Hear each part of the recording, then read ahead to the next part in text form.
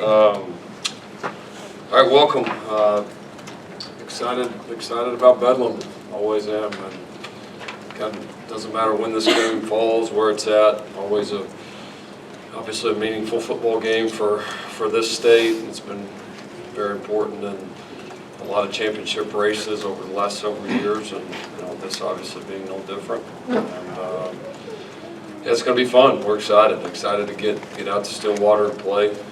Guys are really looking forward to this one, as always. This is one of the best rivalry games, without a doubt. And being the last game of the year, certainly our last regular season game of the year, certainly one that we're very motivated to go play our very best ball. And I think we got an opportunity to work this week and build towards doing that. So with that, we'll go ahead and jump into questions. Okay, we'll start with Al. First 7 games really consistent. Last 4 games seems like have been able to put 2 halves together. It's a reason, I think.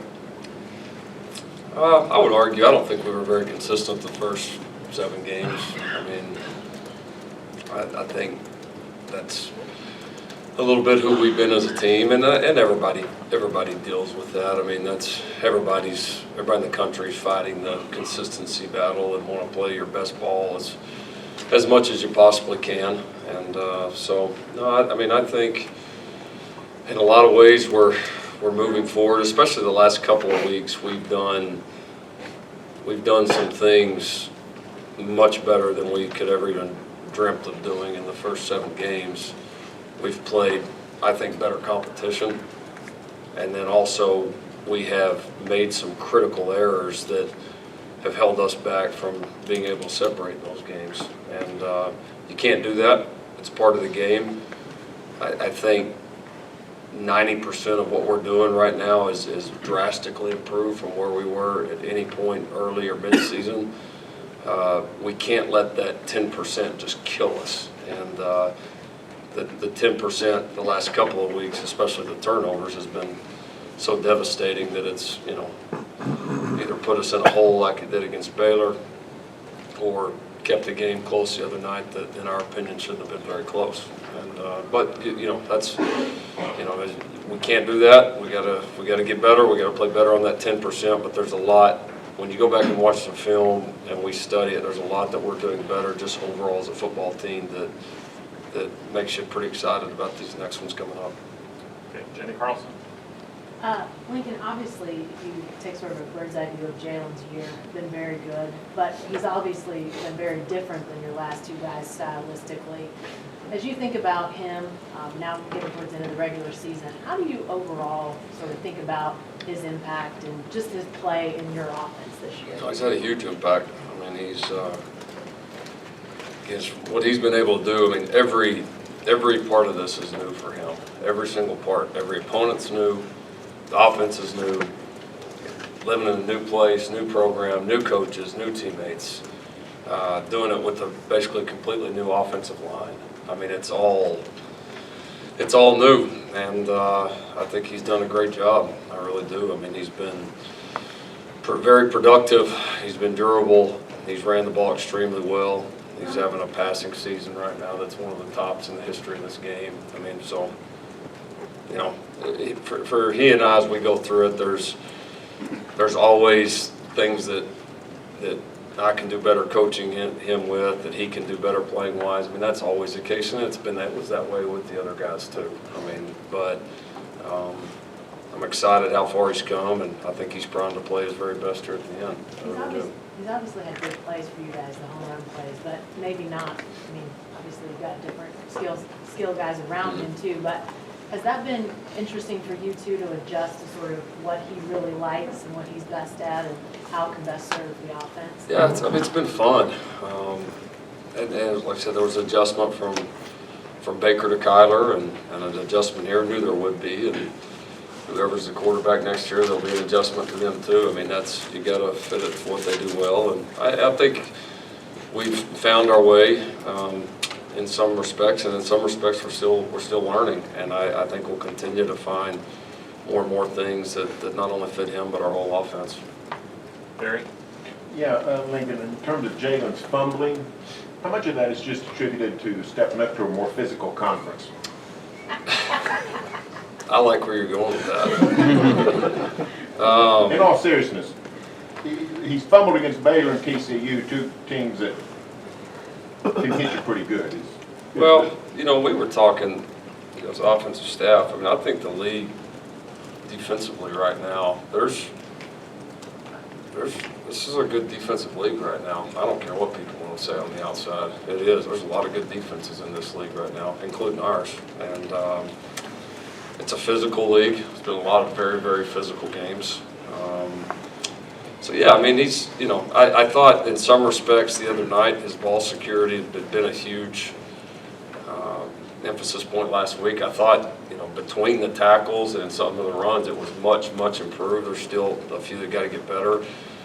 The one breakaway was just, it was kind of like a spring in a new league, really. I mean, you know, he just didn't see the guy. I mean, he thought he was walking in the end zone, and he's still, you know, he's got to have the ball in better position. But you know, yeah, he's carrying it a lot, you know, and he's a little more susceptible to it just because he's, you know, the last couple of weeks he's carried it over 25 times a game, and but you know, for us to win and be able to separate, like Al's question at the beginning, he's got to hang on to it, and just, you know, plain and simple. Eric Bailey? Lincoln, many have been accustomed to just long or quick scoring drives by your offense, but 9 of the last 12 touchdown drives have been 10 plays or more.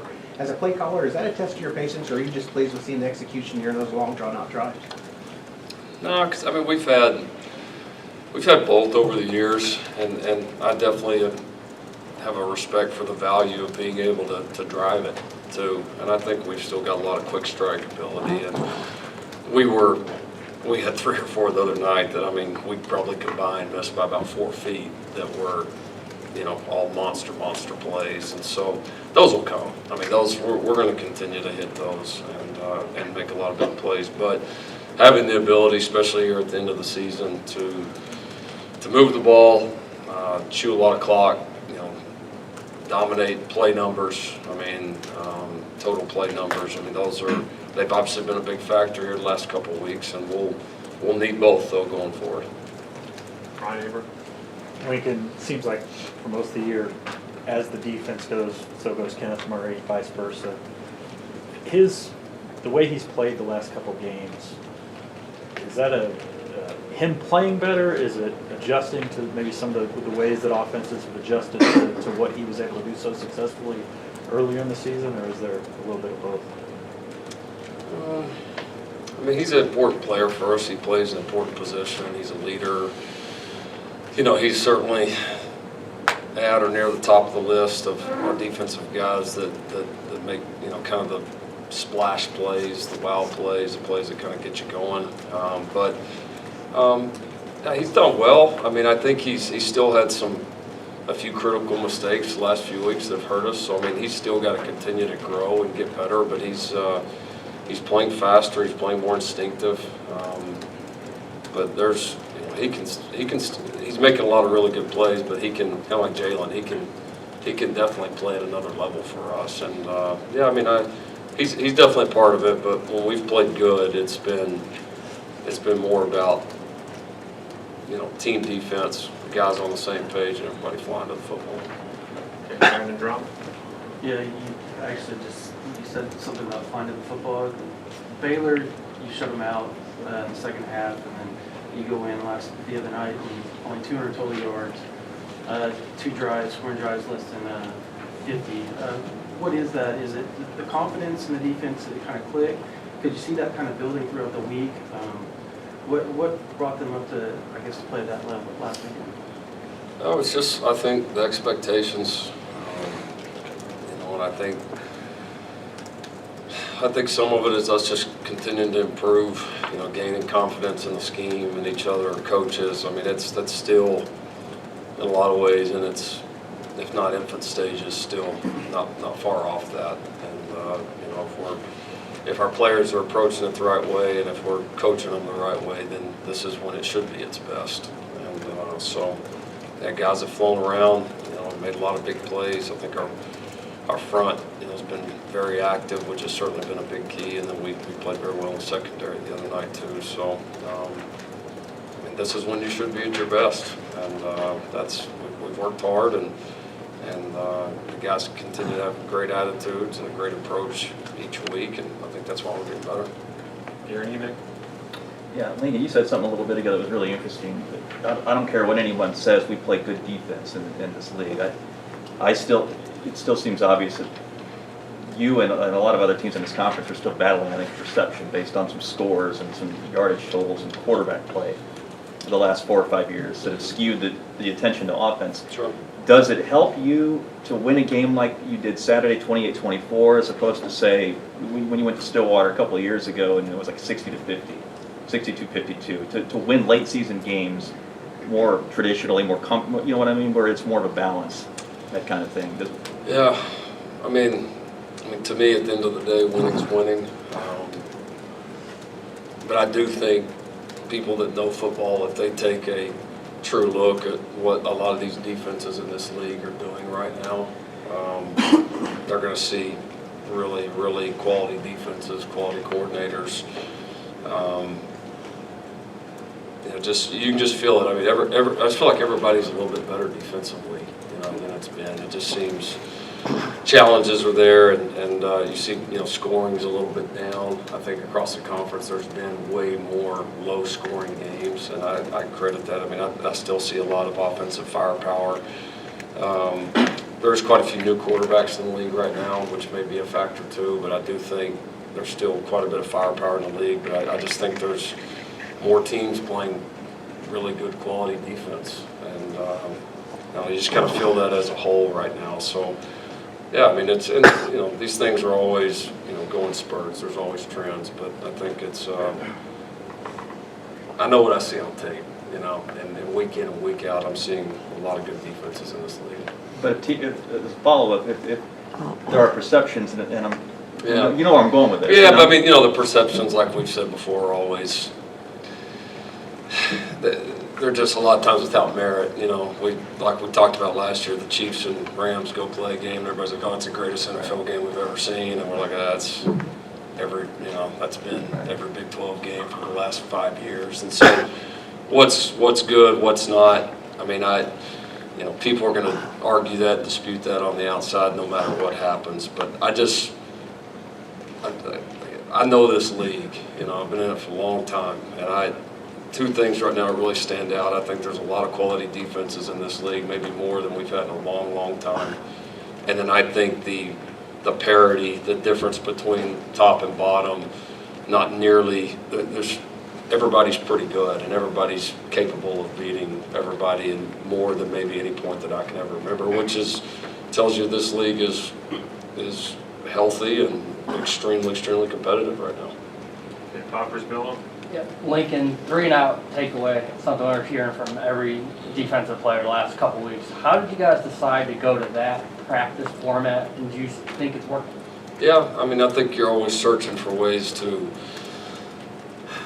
try to make practices as game-like as you possibly can, and it's been a way for us, instead of just, and we obviously practice situations like everybody does, but instead of just mindlessly running a lot of plays in a row, to make it more game-like, where you create some of the same emotions of, all right, man, we got a 3-and-out, feeling good and off the field, or okay, they got a first down, now we got to get a 3-and-out or a takeaway, regardless if something, something bad happened to us or they made a play, how do we respond? And it just puts our guys in that scenario a little bit more often. So our defensive staff came up with it, and our guys have really taken to it.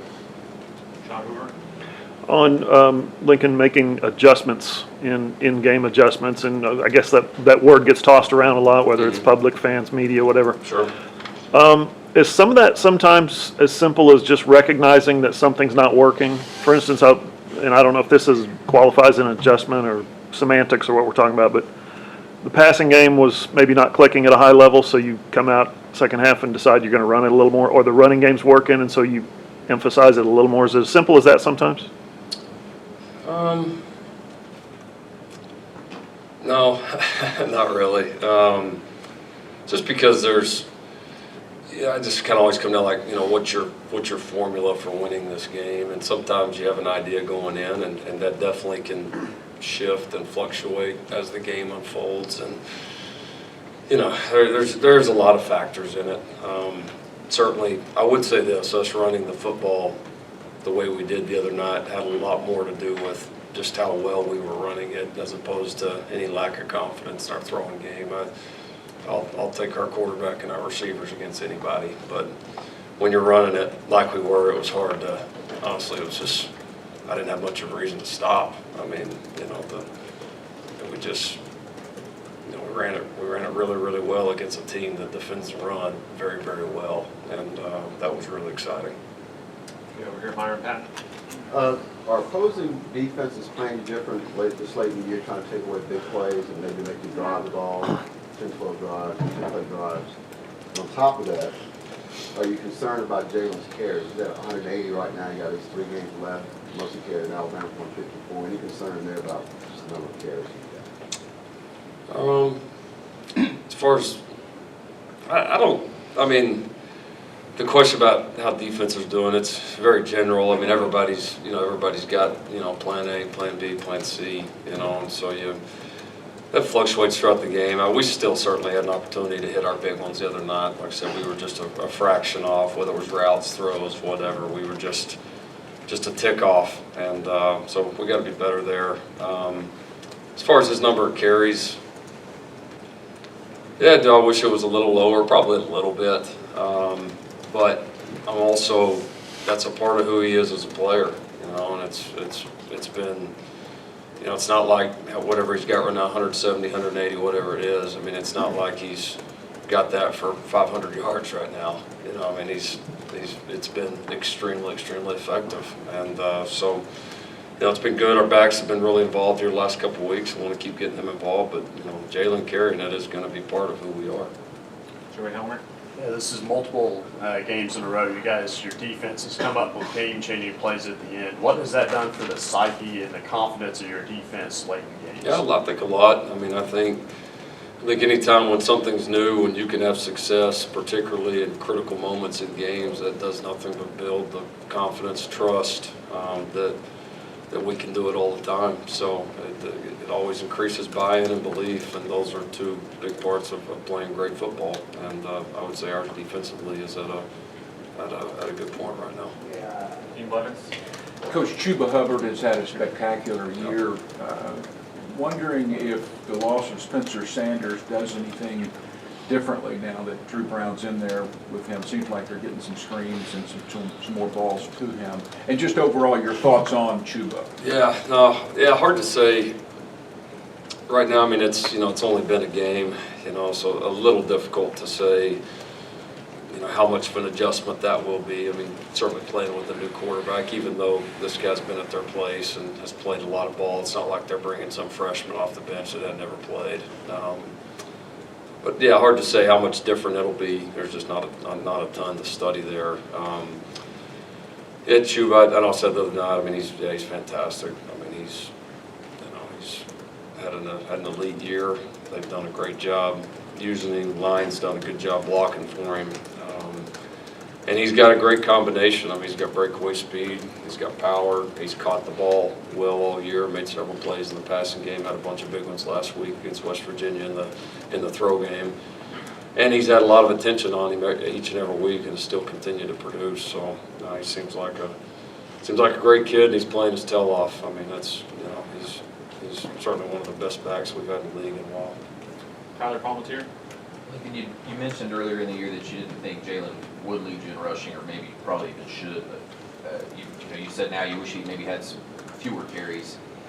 When did you realize that, and kind of come to terms with the fact that this was probably what he was going to be and what the offense was going to look more like? Well, I always felt like he would run it, more for us this year, and probably a little more than what we had done with the other guys. That wasn't a surprise, and some of it's a little skewed early because our backfield was pretty deep, and then we just had so many games where we played such a few amount of plays. I mean, and really the high volume carry games have really been the last couple of weeks, and so I always felt like it was gonna be a good weapon for us and be pretty tough to stop. So you never can sit there at the beginning of the year and completely, perfectly lay it out. We still got a long ways to go here too. So, but I like how it's evolved. I think it's made our run game a little more versatile. The front. Yeah, Coach, Kennedy Brooks has had an uptick in production in the last 3 weeks. Aside from just getting more carries, what do you see as the primary reason that his yardage has increased? Well, we've played better up front. I think, like we've talked a lot about, just those guys getting healthy and having some continuity there. I've been a part of it. I think Kennedy's starting to get more in sync with those guys and how we're gonna handle and leverage different blocks, and we've just been more on the same page. That's maybe the best way that I can describe it. And it's certainly, him being the feature guy and being able to get him more carries and into the flow of it a little bit more has helped as well. And he's always been a guy that's played pretty good late in years, and hopefully he can keep that up. Back, Dylan Buckingham. Coach, OSU's forced 11 turnovers the last 5 games. As an offensive mind, how do you kind of dissect the success they've had getting turnovers the last couple months? Yeah, they've been active. I mean, they've ripped a couple of balls out, and then they've been very opportunistic in the throw game. You watch them, the majority of the ones that are interceptable, they've made the plays, and so that's. They've done a nice job with it. It's obviously been key in several of their wins, especially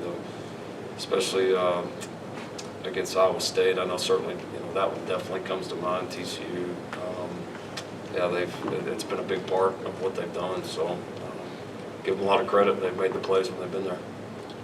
Keegan Renault. It's sort of off topic, but CD and Jalen both slipped and had one cause the 4th down turnover, and then had slipping issues against Iowa State. Is the field having issues this year, or did you notice it? Or because I believe earlier in the year too that I don't know if it was Texas Tech or West Virginia game. There's times where was an issue. No, that field's been great. Here at the end, both Iowa State and TCU, it's we plant that ryegrass at the end of the year, and it does get a little bit slick. We made a few adjustments in our footing this week, trying to account for it. I thought overall we were much better than we were against Iowa State, but that one was obviously a big play. I don't know that one was really totally due to the field. I think Jalen falling down on the 4th down and then CD slipping were a little bit more of just kind of bad body position and footwork, and just fundamentally we've got to be better.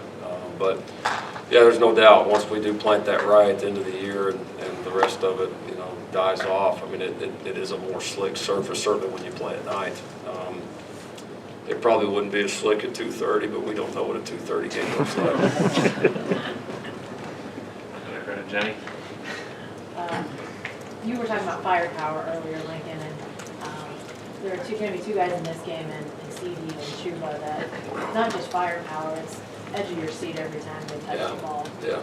When you have guys like that in your offense, how does it change things? And on the converse side, when you're facing a guy that's not just good, but sort of that electric nature, how does that change things? Well, you just have to be, I mean, from a defensive perspective, you got to be on your toes every play, because these guys are special guys with the ball in their hands, and they're both very talented, very driven players. Play very consistent, and got schemes that allow them to get the ball in space and use their God-given abilities. And so, no, it's a challenge, and you certainly want to try to have as many of those guys as you possibly can. I mean, it makes your job easier, and guys that can turn routine plays into big touchdowns. I mean, that's they're both game-changing players, and how each team handles those guys will probably have a long way to go in deciding this one. Yeah, we're coming back to Al. From a scheme-wise, Lincoln, defensively, are you doing anything big differently than you did a year ago, scheme-wise? Yeah, quite a bit. We're a little, we've been a pretty big 2-gap team in the past with our defensive front.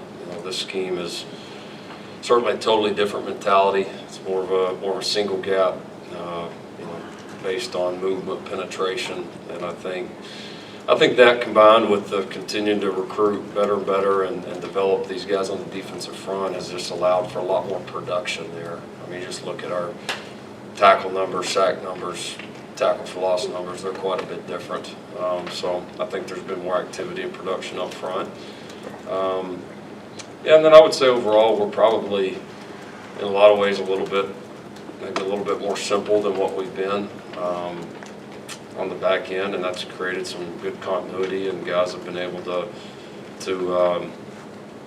get a good understanding of what we're doing. Even so early in the year, we probably busted maybe a little bit less because of that, and then Coach Grange has had a good feel for some wrinkles here and there, just enough to throw people off, and so yeah, no, I'd say the front is probably if you were comparing the front and how that's coached, what we're doing with those guys is probably the most drastic difference, but then there's certainly a few key differences in the back end as well.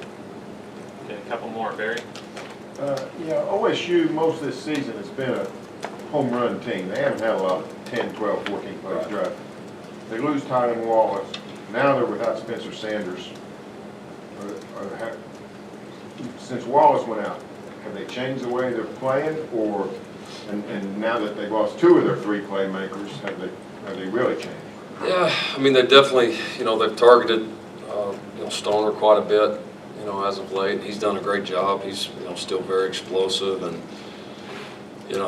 they still got that horse in the backfield. I know that. So, yeah, I mean, when you lose, an elite player like Wallace, or you lose your quarterback, certainly it's going to have an effect. But they've continued to do a good job making big plays, and quarterback's very capable and still a lot of talent out there skill-wise. So I'm sure it has changed them some, but you still see a lot of production and a lot of the things that make them good. You still see on tape right now. John Hooper? Two-part question on Caleb Kelly. How did he grade out after getting to look at his film, and did the trust that you guys put in him at the end to put him on the field at the end of the game when he's been out for 7 months? Yeah. And then the other part is he's back in 7 months, which is not unheard of for an ACL, but it's still on the rare side. I think it speaks, him being back as soon as he is, speaks to the way that he approached this. He deserves the most credit. Our medical team did a great job with him throughout this process, and he was really ahead at every single step. And so when he did get cleared to go out, and it was then safe for him to go out and practice full, he was just ahead. He was just, a lot of guys have so much rust to knock off, and he's put in the work physically. And then I think he continued to study our game plans, continue to work and prepare like he was playing, even though he wasn't.